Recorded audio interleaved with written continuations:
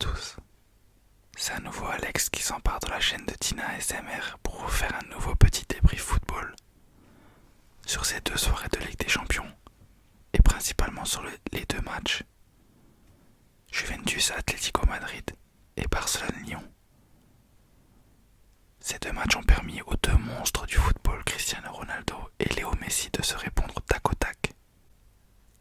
Cristiano, dès mardi soir, s'était offert un triplé face à l'Atlético Madrid, chose qu'on va un petit peu plus analyser en profondeur dans quelques instants. Et Lionel Messi, mercredi soir, s'est lui offert un doublé et deux passes décisives. En général, ces deux joueurs aiment se répondre quand l'un fait une grosse prestation et que l'autre a l'occasion d'en faire une. Il ne la rate pas. On va donc commencer par le match de mardi soir et cette remontada de la Juventus face à l'Atlético Madrid. On le rappelle, à l'aller, l'Atlético Madrid s'était imposé 2-0 face à la Juve. Et la Juve était donc en grand danger avant le match de mardi soir. D'entrée, on va le dire, c'était sans compter sur Cristiano Ronaldo, l'homme des grands matchs. Le joueur qui répond présent dans 99% des grands matchs a encore frappé puisqu'il s'est offert un triplé mardi soir et a permis à la Juve de se qualifier pour les quarts de finale de la Ligue des Champions. Avant de débuter l'analyse de ce match, on va juste parler un petit peu de Cristiano. Quel joueur exceptionnel!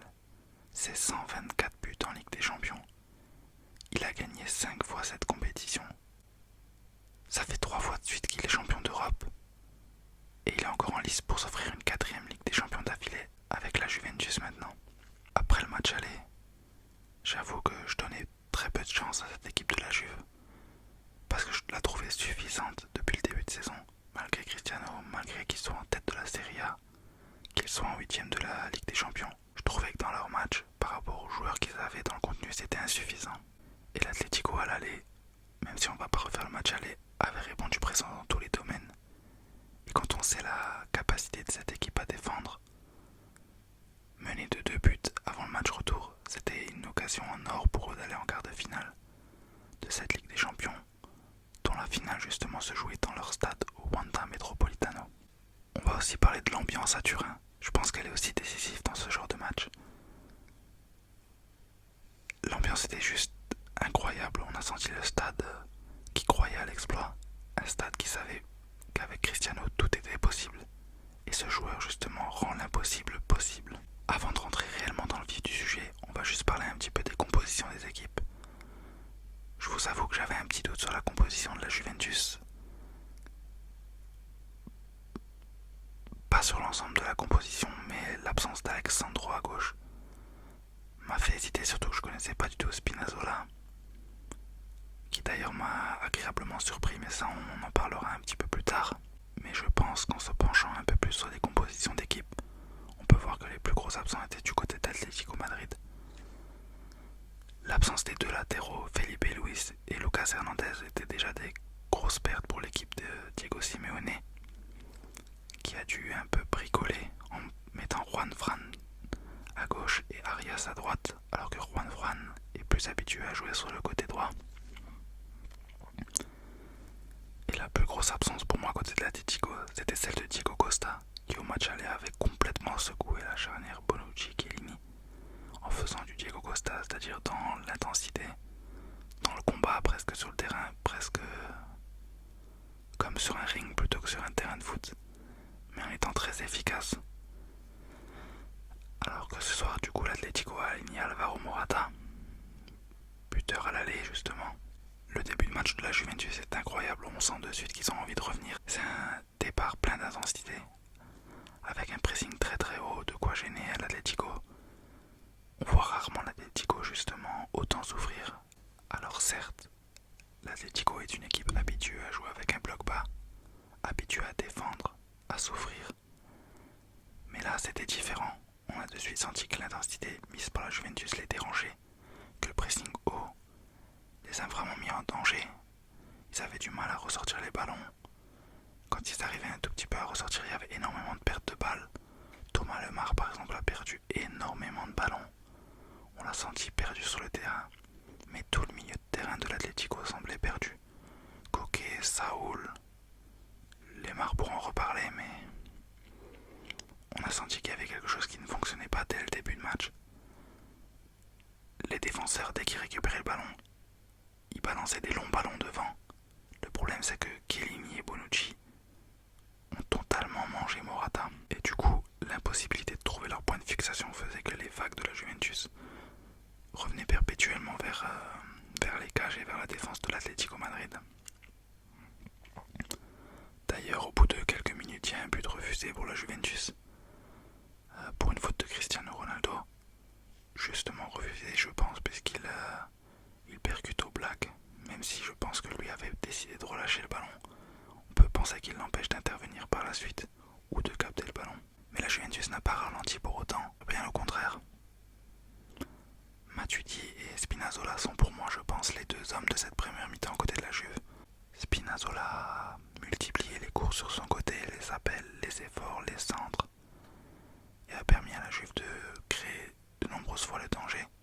Et Matuidi, pareil, un très gros match pour lui, dans l'intensité, le nombre d'efforts, le nombre de ballons récupérés, le nombre de ballons donnés vers l'avant. Matuidi a été très très fort et a montré pourquoi il était justement titulaire dans un club comme la Juventus. À l'aller, Cristiano Ronaldo avait plus fait parler de lui pour son geste de la main montrant ses 5 Ligues des Champions au public et en conférence de presse que par son match en lui-même sur le terrain. Il avait été transparent, vraiment mis en difficulté, comme toute l'équipe de la Juventus. Mais quand la Juventus achète un joueur comme Cristiano, c'est pour ces matchs-là. Et forcément ce soir, il était très attendu. Et quand Cristiano est attendu, souvent il répond présent. C'est lui qui ouvre le score sur une passe de Bernardeschi. Un magnifique centre deuxième poteau, mais il prend le dessus sur Juan Fran d'une manière que seul lui peut faire. Toujours avec une détente ultra longue. Et il permet à la Juve de mener 1-0 au meilleur des moments, puisque c'est en première période et ça permet à l'équipe de faire douter totalement l'Atlético. J'ai une action qui me vient en tête, c'est celle d'Antoine Griezmann. Une des rares occasions justement où l'Atlético parvient à aller dans le camp de la Juventus.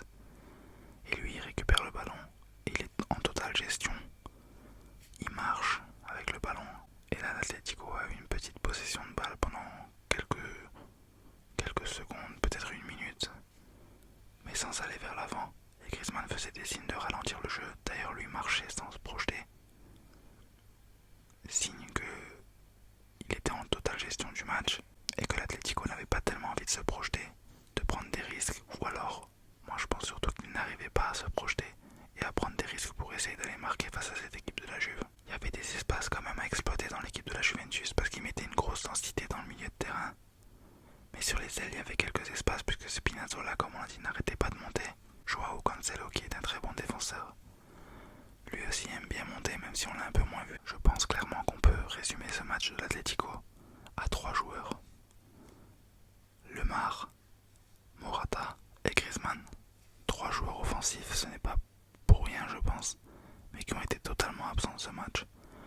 Lemar d'ailleurs a été sorti très tôt par Diego Simeone en deuxième période pour faire rentrer Correa. Correa fautif sur le penalty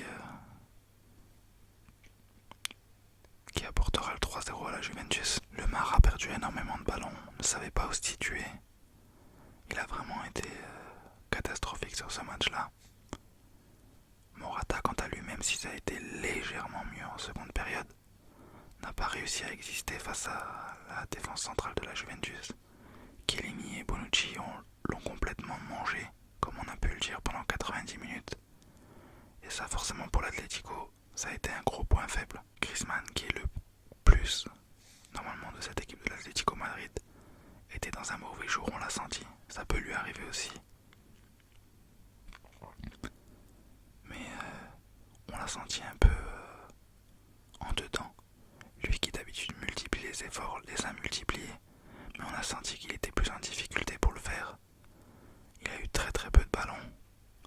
Il a été très peu servi, mais aussi par son manque de mouvement. Son manque d'intensité aujourd'hui dans les efforts. Mais j'ai aussi envie de dire presque son manque d'envie. C'est étonnant de sa part. Mais il est un peu le symbole de ce match de l'Atlético. Toute l'équipe est passée à travers. Et c'est assez rare vraiment pour qu'on le souligne de cette manière qu'une équipe de Diego Simeone habituée à défendre, à souffrir ensemble, souffre autant ce soir et on les a sentis désunis. On a eu quelques embrouilles, on va dire, dans le milieu de terrain à un moment donné du match entre Godin, Jiménez, Koke. Ils se râlaient dessus, c'était signe qu'il y avait quelque chose qui allait pas. Le milieu de terrain était dépassé. La défense souffrait. Le fait de jouer très haut leur a permis de multiplier les centres.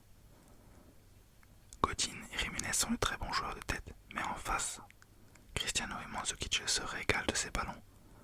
Et quand on donne l'opportunité à Cristiano, dans les 16 mètres, de pouvoir mettre une tête, il y a de grandes chances que ça fasse but. D'ailleurs, il en met 2 de la tête ce soir. Le premier où il prend le dessus sur Juan Fran, et le deuxième est magnifique, même si Oblak réussit un arrêt splendide. La goal line valide le but, justement, puisque la balle avait totalement franchi la ligne. Et encore une fois, on peut dire que c'est 2 fois presque le même but, puisqu'il vient de centre, où on trouve Cristiano dans les 16 mètres. Il place la tête et but. À 2-0, je tiens quand même à souligner la prise de risque de Allegri. Il fait un changement osé puisqu'il sort Spinazzola qui avait fait un très bon match, même s'il était un peu moins en vue en deuxième mi-temps, pour faire rentrer Dybala. D'ailleurs, après ce changement, il y a eu quelques minutes de flottement puisque personne ne savait réellement qui était devenu le défenseur gauche. On a vu Matuidi et Bernardeschi en discuter justement, de savoir qui devait reculer, qui ne devait pas reculer. Finalement, il a fait passer Joao Cancelo à gauche. Et le couteau suisse, on peut dire, Emre Can, est passé à droite. C'était une prise de risque, mais on peut penser qu'Allegri a senti que l'Atlético n'arrivait pas du tout à développer son jeu, pas du tout à se montrer dangereuse, et lui n'avait sûrement pas envie de prendre le risque d'aller en prolongation. Avec ce but contre double à l'extérieur, en prolongation c'est toujours très compliqué. Donc avec ce changement, la Juve a continué à attaquer. Même si le match s'était un peu plus équilibré, l'Atlético ne s'est pas montré dangereux sur cette seconde période non plus. D'ailleurs, ils ont une stat assez effrayante puisqu'ils n'ont cadré aucun tir ce soir de la partie. Forcément, si on ne cadre pas, c'est difficile de gagner, difficile de marquer déjà. Et au début du temps additionnel, Bernardeschi s'offre une percée dans la défense de l'Atlético où il passe justement assez facilement dans cette défense et ça m'a surpris. Puisqu'on connaît la rigueur de la défense de l'Atlético, l'envie qu'ils ont de ne pas laisser d'espace et là ils s'infiltrent. Correa le pousse légèrement. Bernardeschi se prend un peu les jambes lui-même, l'arbitre siffle penalty. Dans ces moments-là, en fin de match à la 91e, il n'y a qu'un seul joueur qui peut tirer ce genre de penalty. Il l'avait déjà fait avec le Real Madrid face à la Juventus justement, la saison dernière. C'est Cristiano.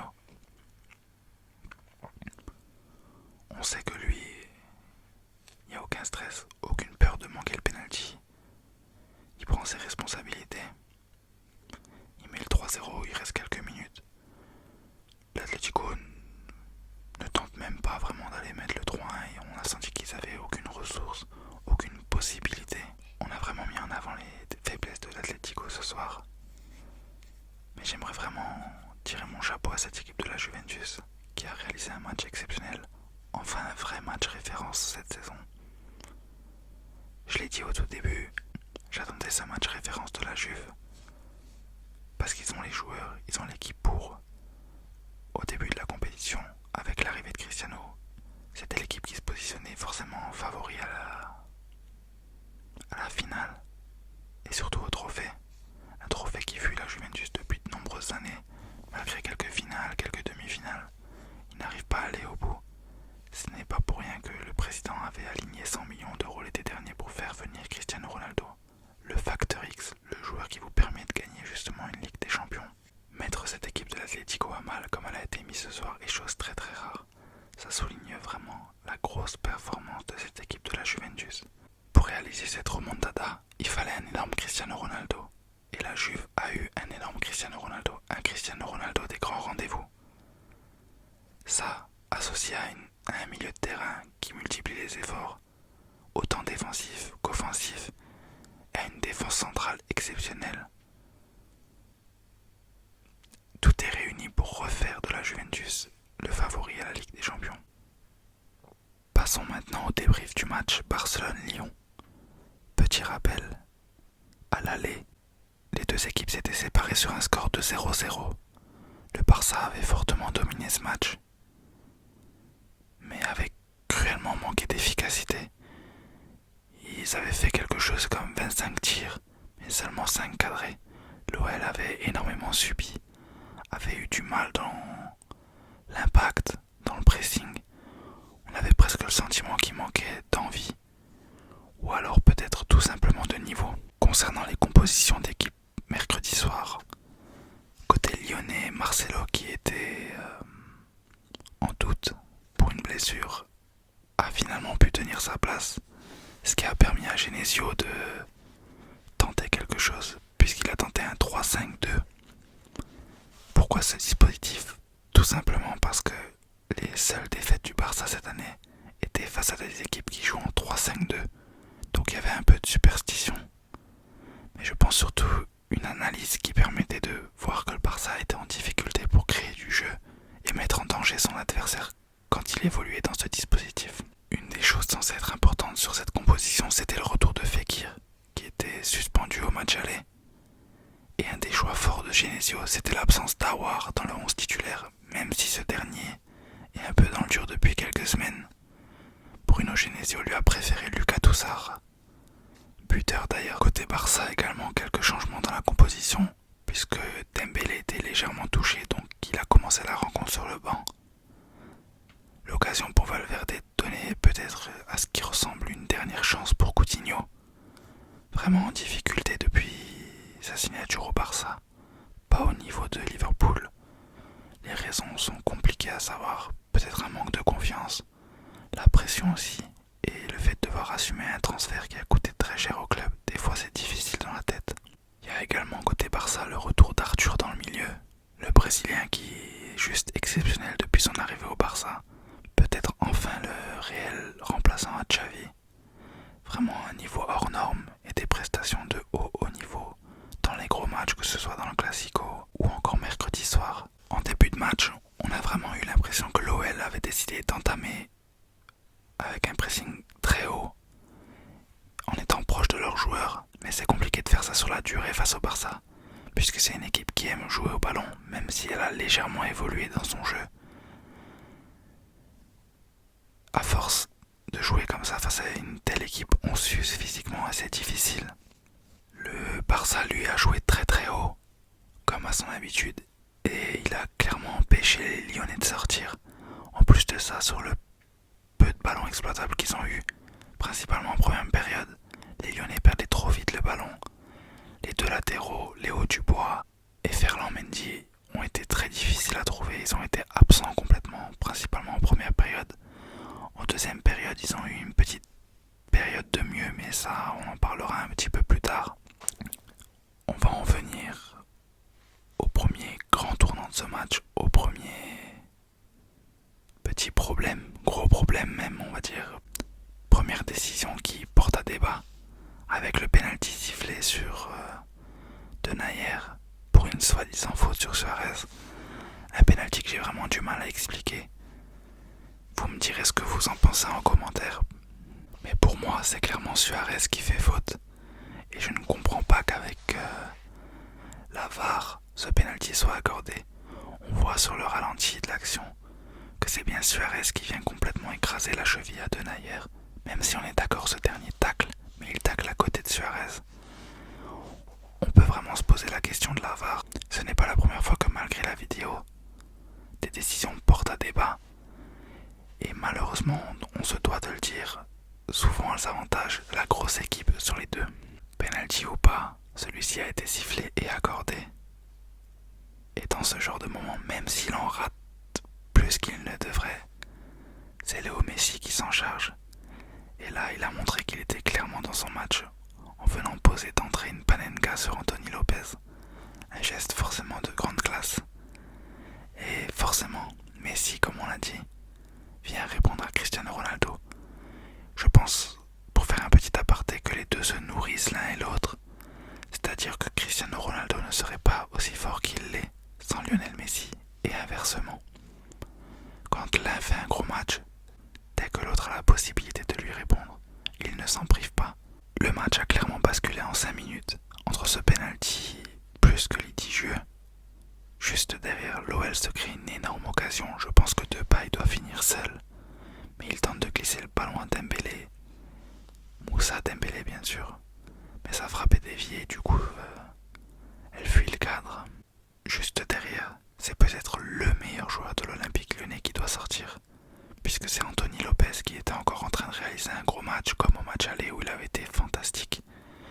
Sur un duel avec Coutinho, il est complètement sonné. D'ailleurs, sur le coup, j'ai eu très peur pour lui. Il a essayé de tenir sa place pendant 5-6 minutes. Mais ça a été compliqué, donc Genesio a dû faire un changement et faire rentrer Gorgelin. Juste avant sa sortie, le Barça avait eu le temps de doubler la mise sur une action type du Barça, du jeu rapide, des 1-2, et Coutinho qui s'offre un but. Alors oui, on peut dire Coutinho a marqué, donc c'est un match réussi. Mais ce n'est pas le plus compliqué de sa carrière, c'est clairement Suarez qui lui offre face au gardien idéal. C'est le geste à faire puisqu'il met son équipe à l'abri et permet au Barça de mener 2-0. À ce moment-là, l'OL se retrouve plus qu'en grande difficulté. On se dit qu'au Camp Nou, c'est clairement impossible de revenir et de mettre le Barça en danger. Surtout vu ce que l'OL proposait sur cette première période. Une première période en dessous du niveau, où même s'ils avaient débuté avec un pressing, ça s'est vite arrêté et on les a sentis dépasser. Le Barça était 2 classes au-dessus, clairement. Ça manquait clairement d'impact, d'intensité et presque, j'ai envie de dire, d'envie côté lyonnais, d'envie d'aller attaquer, d'envie d'aller mettre le Barça en danger, de tenter de créer la rupture et d'aller marquer ce but qui aurait pu tout changer. À 2-0, on a clairement senti les Lyonnais résignés. Les efforts étaient de moins en moins intenses, de moins en moins nombreux. Comme on l'a dit, les latéraux ont été inexistants, que ce soit Dubois ou Ferland Mendy. Et par contre, côté Barça, on a eu une grosse rencontre pour Arthur, comme on l'a dit, qui a été exceptionnelle. Son activité dans le milieu de terrain, c'est sensationnel. Je m'attendais pas à ça à son arrivée. Il était annoncé comme très fort, mais un joueur qui vient du championnat brésilien, il y a toujours un temps d'adaptation. Et lui, il n'en a clairement pas eu. Le nombre de ballons récupérés, sa vision du jeu, le nombre de courses, c'est vraiment impressionnant. Et Suarez qui fait du Suarez. On aime ou on déteste.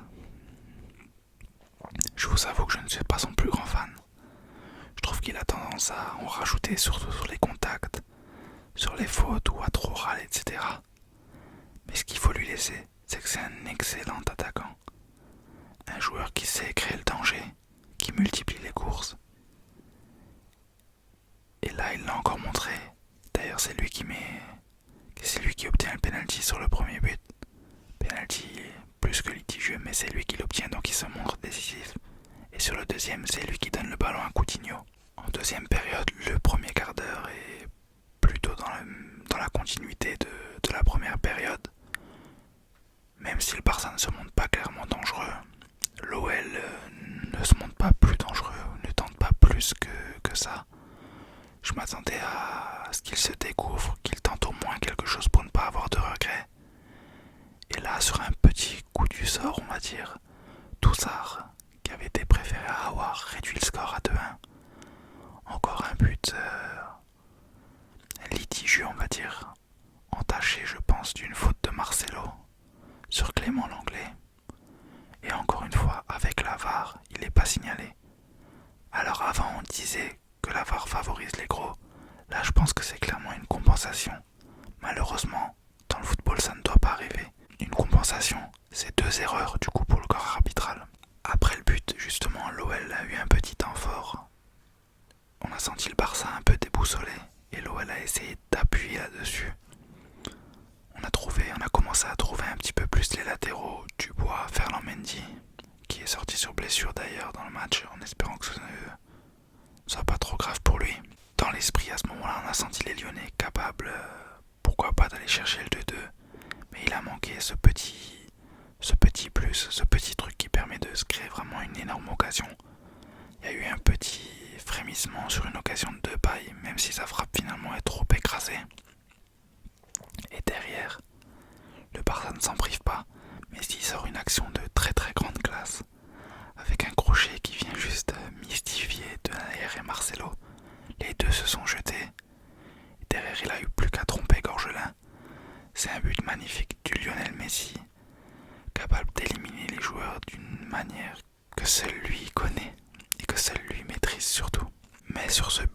moi, il y a quand même une zone d'ombre. C'est le ballon perdu par Traoré dans le milieu de terrain. Le joueur est frais, il est sur le terrain depuis quelques minutes et il perd un ballon bête. Et quand on est en Ligue des Champions, face à une équipe comme le Barça, ce genre de perte de balle, on le paye très cher. Et ça s'est encore prouvé là. Ensuite à 3-1, il y a le craquage mental et un peu physique aussi côté lyonnais. Il reste plus grand temps, il reste une dizaine de minutes et forcément pour la qualification ça devient plus que compliqué. Remonter à nouveau 2 buts au Barça. Donc on laisse un peu plus d'espace, on est moins vigilant et Piqué vient inscrire le but du 4-1 et vraiment clore le débat cette fois-ci. Il n'y avait plus de doute, déjà 4-1 il y avait très peu de doute. À 4-1 c'est complètement fini et c'est un peu dommage de voir l'OL craquer de cette manière parce que le score va être sévère. Dembélé vient encore ajouter un 5e but. L'OL a complètement craqué, la défense centrale a trop souffert. Marcelo a été complètement dépassé sur ce match-là. Denayer aussi, un grand dessous, mais il l'a été aussi. Après, il ne faut pas se mentir, on aurait tous aimé, du moins, pour le football français, ça aurait été exceptionnel de voir Lyon faire un exploit à Barcelone. Même si ce Barça est, selon moi, moins fort que les années précédentes, moins fort que le Barça de Guardiola, moins fort que le Barça d'Enrique, il a appris à souffrir. Quand on lâche mentalement et physiquement au Barça, les buts défilent. On l'a vu, peu importe l'adversaire, que ce soit le Real Madrid, Séville, toutes les équipes espagnoles, ou ce soit Lyon, comme c'était le cas avec le PSG il y a quelques saisons. Quand mentalement ça lâche, en face ça déroule, et souvent ça finit très mal. Donc l'OL s'est incliné 5-1 au Barça, et forcément on ne verra pas les quarts de finale. C'est malgré tout une déception pour le football français de n'avoir aucune équipe en quart de finale de la Ligue des Champions. Et pour faire une analyse finale sur ce match, que dire de la prestation de Léo Messi?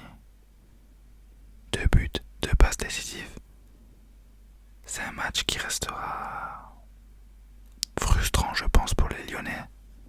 Parce que même si on peut penser que le résultat n'aurait pas été forcément trop différent, que le Barça se serait tout de même qualifié tant il y avait d'écart de niveau entre ces deux équipes, ce penalty inexistant, ou du moins très litigieux, sifflé à 0-0, change le cours du match, change toute la physionomie du match, et le match n'aurait peut-être pas été le même. Comme j'aime le dire, avec des si on refait le monde, donc ça ne sert à rien de trop s'attarder là-dessus. Le débat autour de la VAR, quant à lui, n'est pas prêt de s'arrêter. La décision reste prise par des humains, et donc forcément chacun peut avoir un avis différent sur une faute ou non. Comme par exemple la main de Kimpembe contre Manchester, certains vous diront qu'il y a penalty, d'autres vous diront qu'il n'y avait pas penalty. Mais ce soir c'est différent sur le 1-0. Il n'y a clairement pas faute de Denayer. Et ça peut changer le match. Malheureusement les décisions de la VAR, comme on a déjà pu le dire, sont souvent en faveur de la grosse équipe parmi les deux. Et pour parler encore un petit peu de ces deux matchs, que dire de Cristiano Ronaldo et Léo Messi? Que dire de la Juve et du Barça? La remontada de la Juventus reste exceptionnelle, une habitude pour Cristiano Ronaldo, qui a sorti une masterclass comme on peut dire, avec un triplé, un de plus en Ligue des Champions, son 8e. Et la réponse de son pire ennemi, on va dire, Léo Messi, un doublé, double passe décisive. C'est deux joueurs qui savent être au haut niveau, qui le sont depuis tellement d'années maintenant, et qui changent le cours de n'importe quel match. Du moins ils sont capables de changer le cours de n'importe quel match, et ils l'ont encore montré cette semaine. Concernant les deux autres rencontres qui ont eu lieu, Manchester City a écrasé Schalke 7-0. Alors il y avait plusieurs classes d'écart entre ces deux équipes, mais Manchester City s'est rendu le match facile en ouvrant le score très rapidement. Ensuite ça a déroulé. La force offensive de Manchester City est impressionnante. Une équipe menée par Guardiola, avec de très bons joueurs offensifs, Leroy Sané, Agüero, Sterling et d'autres encore bien sûr, et une équipe capable aussi justement d'enchaîner les phases, d'enchaîner les vagues et les buts, comme elle l'a montré. Cependant, j'attends encore de les voir face à un adversaire plus fort, un adversaire qui se rapproche de leur calibre pour pouvoir réellement juger de leur niveau cette saison et de leur capacité à être dans le dernier carré ou peut-être mieux encore. L'autre très belle performance, c'est la victoire de Liverpool au Bayern Munich et donc la qualification après le 0-0 du match aller. Une victoire 3-1 à l'Allianz Arena. S'imposer en Bavière, ce n'est jamais une chose facile. Donc Liverpool se porte forcément comme un candidat au titre final après sa finale la saison dernière. Un doublé de Sadio Mané et de Van Dijk qui est peut-être actuellement le meilleur défenseur sur la forme du moment. Une prestation aboutie et aussi une fin de cycle, je pense, côté bavarois. Je pense que l'effectif va devoir se renouveler et se renouvellera puisque Robben et Ribéry devraient quitter le club cet été. Peut-être que Rames ne restera pas, peut-être que des joueurs comme Müller ou d'autres partiront également. Mais Liverpool continue sa très belle saison et poursuit sur sa saison dernière. Jürgen Klopp fait du travail exceptionnel. Les Reds ont annoncé que leur objectif principal c'était le titre de champion. Mais s'il y a la possibilité de faire quelque chose en Champions League, je ne pense pas qu'ils s'en priveront. Donc avant le tirage de vendredi, il reste 8 équipes. Le Barça, seul représentant espagnol, chose assez rare puisqu'on a l'habitude de voir le Real, l'Atlético, peut-être même Séville dans les équipes qui atteignaient les quarts de finale, et là de n'avoir plus qu'un représentant espagnol, c'est quelque chose de surprenant. Les Anglais, eux, pour la première fois depuis très longtemps, font un 4/4 avec la présence de Manchester United, tombeur du PSG, Manchester City, Liverpool et Tottenham qui s'est offert Dortmund. Il reste aussi la Juve qui s'est offert donc une remontada face à l'Atlético Madrid, l'Ajax qui a martyrisé le Real la semaine dernière et Porto qui a sorti la Roma. J'aimerais avoir votre avis en commentaire sur qui est le favori selon vous maintenant qu'il ne reste plus que 8 équipes, que certains gros sont tombés. Pour ma part, je parlais du Barça la semaine dernière parce que je ne voyais vraiment pas la Juventus faire une remontada, même si je sais, en étant supporter du Real, qu'avec Cristiano, tout est possible. Mais je me disais que l'équipe de l'Atlético de Diego Simeone était tellement solide, tellement habituée à souffrir, que la Juventus n'y arriverait sûrement pas. Avec cette qualification, je vais un petit peu retourner ma veste et dire que la Juventus est le grand favori. Je les vois bien pour un petit pari si les tirages les évitent, s'offrir une petite finale face à Manchester City de Guardiola. Je place le Barça un petit cran en dessous.